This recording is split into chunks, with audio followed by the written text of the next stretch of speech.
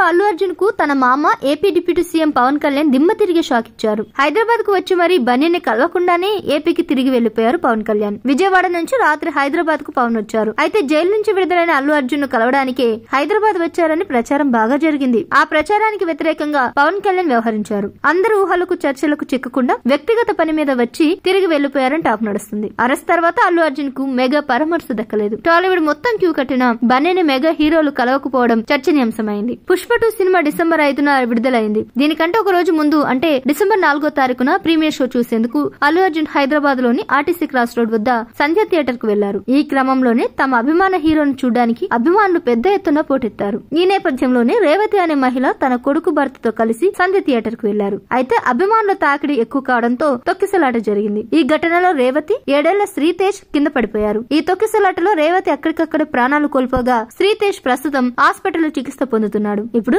శ్రీతేజ్ పరిస్థితి విషమంగా ఉన్నట్లు తెలుస్తుంది. ఒకవేళ ఆ బాలుడికి జరగరానిదేమైనా జరిగితే బన్నీకి మరో సమస్య తలెత్తినట్లని చెప్పాలి.